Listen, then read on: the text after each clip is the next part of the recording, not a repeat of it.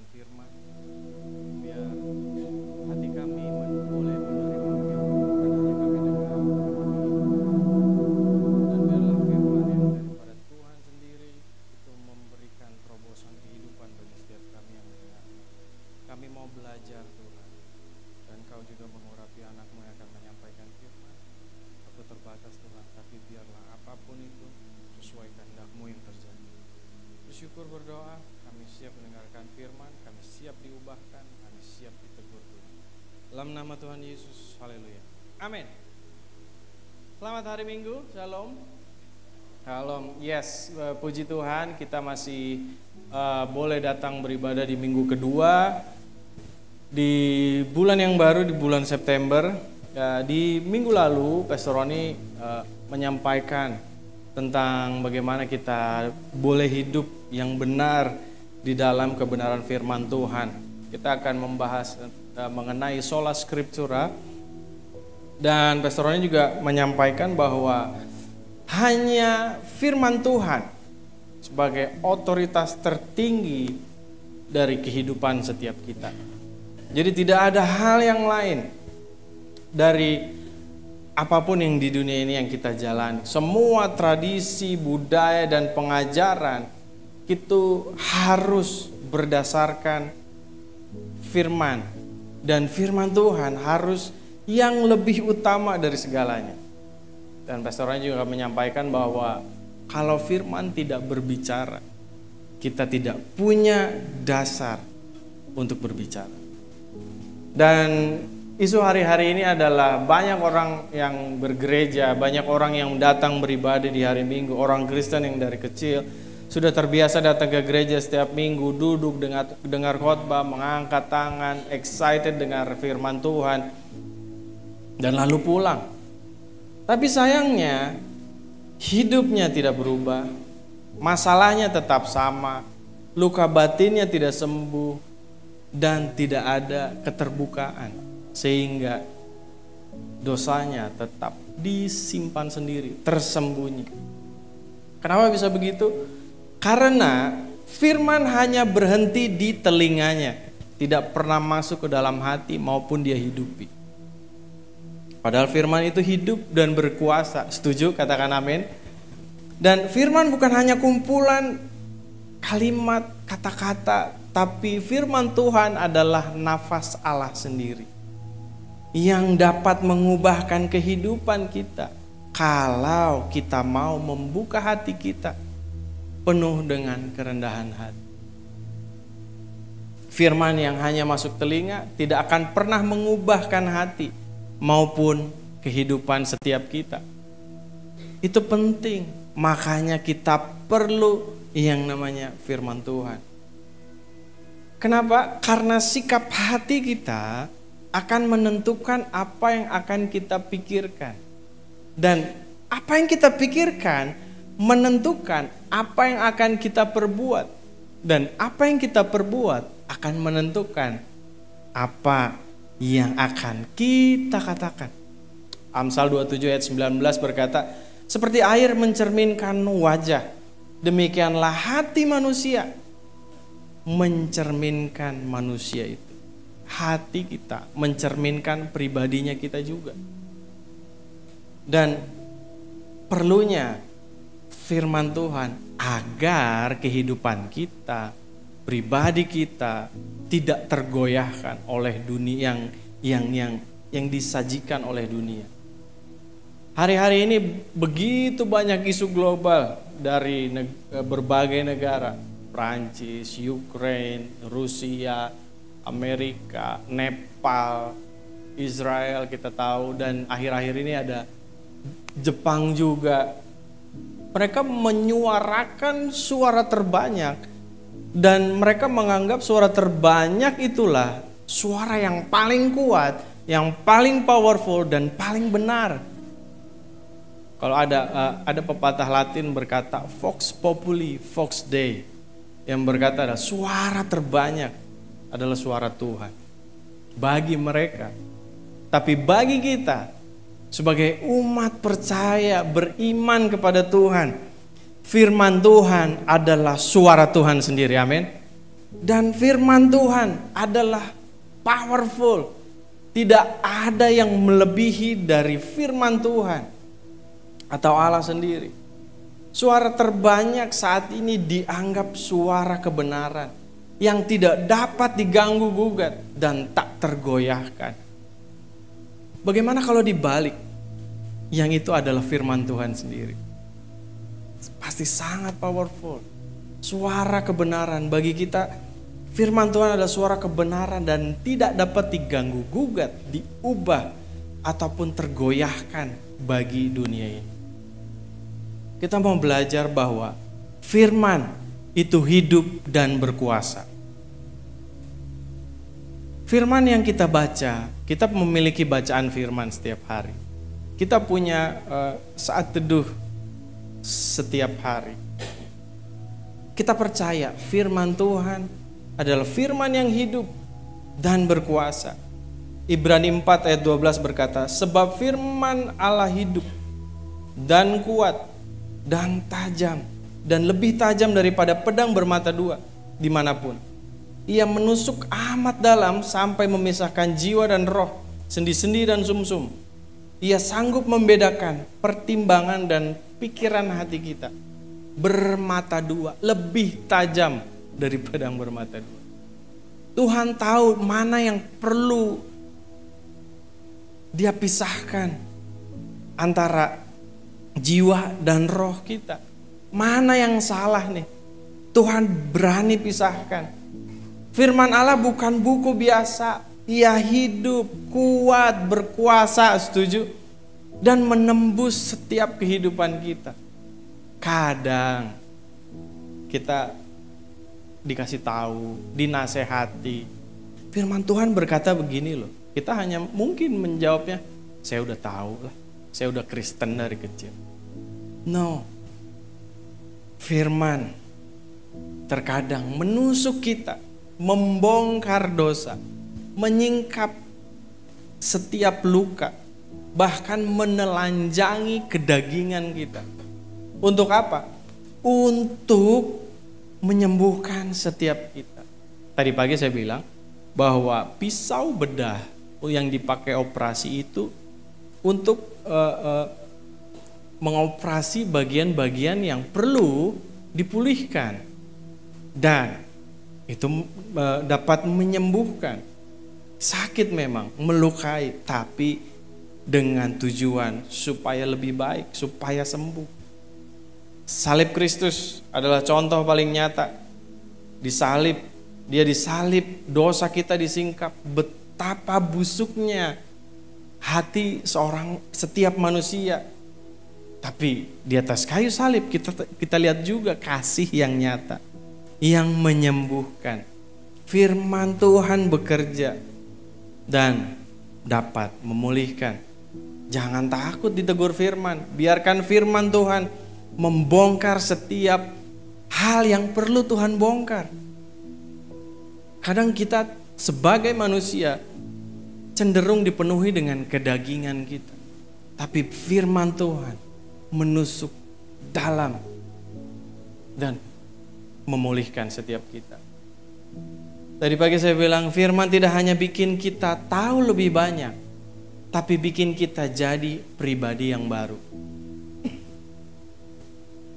Di tahun lalu waktu kita masih di Towa, saya sempat sharing dengan judul Lectio Divina. Kalau buat Bapak Ibu Saudara yang masih ingat, bahwa itulah ada tahapan ketika kita baca firman, berdoa dan renungkan firman, bahkan menghidupinya.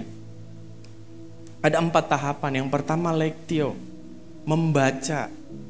Membaca di sini bukan hanya sekedar membaca tulisan, tapi melainkan juga membuka keseluruhan diri kita. Kita sadar terhadap firman Tuhan yang kita baca. Dan kita perlu sadar bahwa firman Tuhan menyelamatkan. Tahapan yang kedua, meditatio atau merenungkan. Merenungkan setiap firman yang kita baca, kita ulangi sampai kita mendapatkan rema dan kekuatan sehingga Roh Kudus bekerja. Oratio atau berdoa. di dalam tahapan berdoa kita mengalami komunikasi dua arah melalui doa dan kontemplasi, yaitu rest. Kita perlu istirahat dari semua kebisingan dunia dan menikmati hadirat Tuhan, menikmati keintiman dan kedekatan kita dengan Tuhan. Itulah bagaimana kita dapat menghidupi firman Tuhan dengan tahapan Lectio Divina ini. Dan saya mau sampaikan bahwa firman Tuhan perlu juga ditaati, bukan hanya untuk didengar. Setiap kita yang mendengarkan firman Tuhan, yes, semuanya berawal dari pendengaran, dan pendengaran akan firman Tuhan. Tapi pertanyaannya adalah, apakah kita mentaatinya? Apakah kita hanya memilih mana yang enak untuk kita taati? Itu pertanyaan yang sulit. Yakobus 1 ayat 22-24 berkata, tetapi hendaklah kamu menjadi pelaku firman dan bukan hanya pendengar saja. Sebab jika tidak demikian, kamu menipu diri sendiri. Sebab jika seorang hanya mendengar firman saja dan tidak melakukannya, ia adalah seumpama seorang yang sedang mengamati mukanya, yang sebenarnya di depan cermin, baru saja dia memandang dirinya, ia sudah pergi, atau ia segera lupa bagaimana rupanya. Kita perlu taat. Ketika kita membaca, kita mendengar suara kita ketika membaca firman, dan kita taat, kita tahu apa yang firman katakan. Kita tahu apa yang harus kita perbuat, apa langkahnya, kemana arahnya, bagaimana rupanya, kita akan tahu. Banyak orang puas dengan mendengar khotbah. Pengkhotbah siapapun dia, dengar semuanya. Tidak ada yang salah dengan itu. Bahkan mencatat ayat-ayatnya, mencatat kutipannya. Tapi setelah keluar gereja tidak ada perubahan.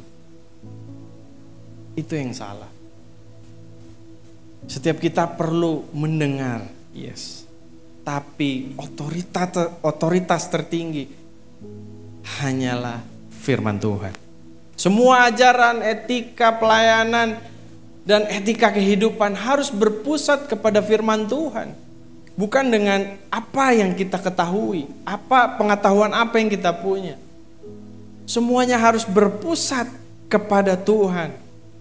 Bahkan Yesus ketika diuji oleh iblis, dia berkata, ada tertulis dalam firman Tuhan. Yesus tetap berpusat pada firman Tuhan. Dan firman Tuhan harus menjadi otoritas tertinggi dari opini manusia. Harus lebih tinggi dari apapun. Dan ketaatan kepada firman Tuhan adalah hal yang penting. Adalah hal yang utama dalam kehidupan. Ada seorang reformer dari Jerman bernama Dietrich Bonhoeffer berkata, ketaatan adalah bentuk tertinggi dari mendengarkan firman. Ketaatan adalah bentuk tertinggi dari mendengarkan firman. Dan ketika kita taat, kita dapat bertindak sesuai dengan firman Tuhan. Yesus sendiri adalah keteladanan setiap kita. Ia taat kepada Bapaknya, bahkan sampai mati di kayu salib. Karena ia taat, kita diselamatkan. Taat firman bukan hanya di gereja, tapi juga di rumah, di pekerjaan, di sekolah, dan di pelayanan. Tanpa firman, Pastor Roni udah nyampaikan di minggu lalu, kita akan kehilangan arah, nggak tahu jalan, kita akan nyasar. Kita nggak tahu akan kemana, bagaimana kita akan berbuat. Dan tanpa firman, gereja dapat berkompromi dengan dunia ini, sehingga iman menjadi rapuh. Dan firman tanpa ketaatan akan hanya jadi informasi, bukan transformasi. kita perlu perubahan dalam hidup. Kita nggak akan mungkin begini-begini terus. Kita nggak mungkin menjadi anak kecil terus. Dan kita nggak mungkin dikasih tahu terus. Kita perlu sadar. Kita perlu dikoreksi oleh firman Tuhan. Kita perlu buka hati. Kita perlu ditegur Tuhan. Dan Tuhan dapat berbicara melalui apapun dan siapapun. Percayalah, firman Tuhan adalah sebuah transformasi ketika kita dapat mentaatinya. Dan firman Tuhan juga dapat membawa keberhasilan secara spiritual. Mazmur 1 ayat 2-3 berkata, tetapi yang kesukaannya ialah Taurat Tuhan, dan yang merenungkan Taurat itu siang dan malam, ia seperti pohon yang ditanam di tepi aliran air, yang menghasilkan buahnya pada musimnya, dan yang tidak layu daunnya. Apa saja yang diperbuatnya berhasil. Dunia bilang sukses itu kalau punya banyak uang, rumah besar, jabatan tinggi, pajak dibayarin negara, mobil mewah, dan banyak hal. Bukan hanya itu, bahkan dapat menginjak orang demi jabatan yang lebih tinggi lagi. Itu yang dunia katakan. Tapi firman Tuhan berkata, sukses sejati adalah hidup yang berakar dalam Tuhan, yang berbuah dan membawa dampak, dan buahnya dapat dinikmati orang dengan enak. Buahnya dapat dimakan, dirasakan oleh banyak orang. Rick Warren pernah bilang, sukses yang sejati bukan apa yang kita capai untuk diri kita, tetapi apa yang firman hasilkan melalui kita. Apa yang firman Tuhan kerjakan melalui kita setelah kita mentaatinya, kita menghidupinya. Kita perlu tahapan tersebut. Dan bagi saya penting bahwa sadar bahwa Yesus adalah roti hidup. Dia berkata, akulah roti hidup. Dia juga menyampaikan bagaimana murid-murid harus berdoa. Berikanlah makanan kami yang secukupnya. Give us this day our daily bread. Akulah roti hidup. Apapun yang kita nikmati hari ini, kita perlu Yesus yang pertama. Firman itu menunjuk dan berpusat kepada Yesus. Dan hanya di dalam Yesus kita dapat menemukan hidup yang penuh makna. Pastor Victor pernah bilang bahwa hidup akan jauh lebih bermakna ketika kita membagikan makna hidup bagi banyak orang.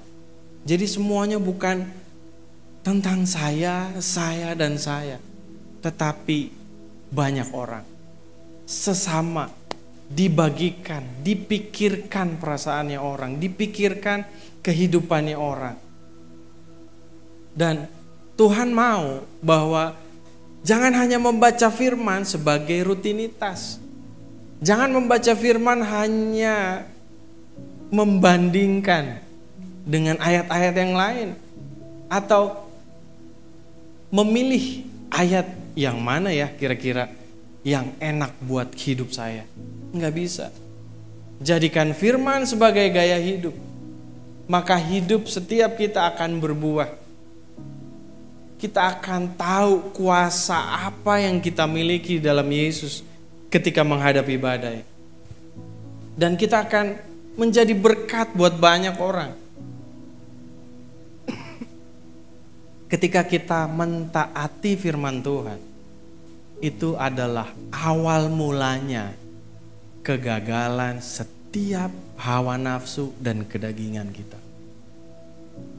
Ketika kita tahu kita penuh dengan hawa nafsu, kedagingan, tapi ketika kita tahu ada firman Tuhan yang berkuasa, semuanya akan Tuhan gagalkan. Dan sukses bukan soal apa yang kita miliki, tapi buah apa yang kita hasilkan lewat firman yang kita hidupi sehari-hari. Tidak mudah untuk menghidupi firman, taat. Tidak mudah, saudara. Saya tahu, saya pun mengalaminya. Jatuh bangun juga. Tapi satu hal yang saya sadar adalah firman berkuasa atas kehidupan saya dan saudara. Semua yang saudara perlu, yang saudara cari, yang saudara bingungkan, semuanya ada di dalam firman Tuhan. Dan apa yang dapat kita lakukan? Kita perlu merenungkan firman setiap hari, membaca firman. Bukan hanya sekedar hafal ayat-ayat yang populer, ayat-ayat yang menyenangkan telinga kita. Tapi kita perlu meditasio, kita perlu merenungkan, dan kita perlu rest di dalam hadirat Tuhan. Kita perlu istirahat juga dari segala aktivitas kita untuk dapat kita merenungkan firman Tuhan. Dan biarkanlah firman mengoreksi kehidupan kita. Firman bukan cermin yang bisa kita pilih-pilih. Kita bisa, kayaknya kalau saya ngaca di sini saya agak kecilan, saya agak putih, enggak gitu. Tapi firman Tuhan adalah berkuasa dan sangat menghidupi setiap kehidupan kita. Firman Tuhan adalah kebenaran itu sendiri. Dan kita perlu menghidupinya dalam keluarga, pelayanan, bisnis, usaha, karir, sekolah, bahkan pelayanan. Bahkan ketika kita hidup bersama pasangan dan anak, kita perlu menghidupi firman Tuhan. Mulai dari rumah, semuanya mulai dari rumah. Segala aspek kehidupan mulai dari rumah. Dan firman Tuhan perlu kita terapkan selagi kita di rumah bersama keluarga kita. Ketika kita kembali kepada firman, tanda kita kembali untuk lebih hidup lagi, menghidupi firman. Karena hidup tanpa firman itu ibarat berjalan tanpa arah, yang seperti Pastor Roni sampaikan minggu lalu. Kita akan tersandung, bingung, nggak tahu mau kemana. Tapi kalau kita kembali ke firman Tuhan, kita tahu kita akan menemukan terang, arah kehidupan, jalan yang benar. Karena kenapa? Karena sola scriptura ini adalah nafas setiap kita, umatnya Tuhan. Kita perlu hidup berdasarkan apa yang Tuhan katakan. Dunia boleh berubah, tapi firman tetap sama. Firman Tuhan tetap firman yang berkuasa dan firman yang mengubahkan. Sola scriptura adalah Allah sendiri. Dan hanya firman yang membawa pada kebenaran dan menyelamatkan setiap kita. Hari-hari ini Bapak Ibu Saudara mungkin bingung. Saya mau mulai dari mana? Saya gak tahu mau ngapain. Saya ada masalah dan saya bingung penyelesaiannya gimana. Kembali ke firman Tuhan. Baca firman Tuhan. Semuanya sudah Tuhan depositkan di dalam firman Tuhan. Kehidupan kita, kebingungan kita, Dia tahu. Dia bukan hanya tahu, tapi Dia menyediakan segalanya yang kita perlu. Terakhir, kalau kita mau berubah, jangan hanya mencari motivasi yang baru. Kembali sama firman. Karena di sana ada Yesus. sumber kehidupan setiap kita. Nggak ada yang bisa hilang di dalam Yesus. Yang ada hanya kehidupan yang jauh lebih hidup lagi ketika Tuhan sudah berfirman.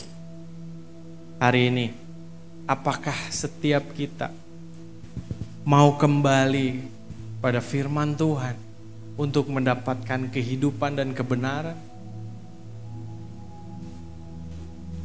Kita berdoa di hadapan Tuhan.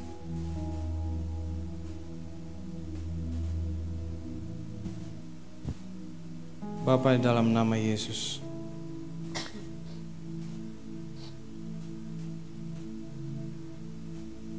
setiap pribadi kami cenderung salah, cenderung keliru. Kami bingung, kami salah, dan kami perlu firman Tuhan untuk setiap kami kembali bernafas dengan Tuhan. Biarlah kami boleh kembali hidup bersama-sama dengan firman, berjalan seiringan dengan firman, sesuai dengan apa yang Tuhan mau. Ampuni setiap kami yang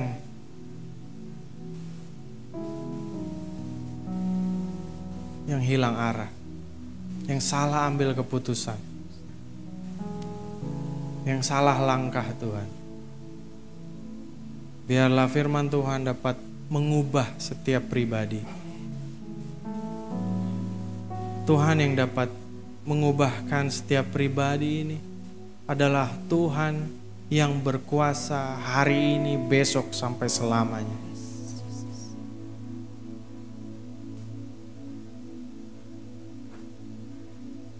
Dan biarlah kami dapat menempatkan Engkau sebagai otoritas tertinggi dalam kehidupan kami. Bukan opini manusia, bukan nasihat beberapa banyak orang. Apapun yang terjadi hari-hari ini, Tuhan, Engkau melihat kebingungan anak-anak-Mu, Tuhan. Dan bawalah setiap kami kembali ke dalam firman Tuhan. Kembali menghidupi firman. Kembali mentaati firman. Dan boleh membaca firman. Sehingga kami sukses dalam kerohanian kami. Kami mau terima Yesus. Kami mau menghidupi firman. Kami membuka hati kami dengan lembut. Biar Roh Kudus bekerja setiap kami. Roh Kudus-Mu memenuhi setiap kami, Tuhan. Roh Kudus-Mu memenuhi hidup kami. Karena Tuhan adalah Allah yang berkuasa atas setiap kehidupan kami. Kami tahu sampai hari ini Tuhan tetap ada. Tuhan tetap tolong. Tuhan tetap nyatakan kuasa atas kehidupan kami. Dan Engkaulah nafas kehidupan kami itu. Bersyukur berdoa hanya di dalam nama Yesus. Amin.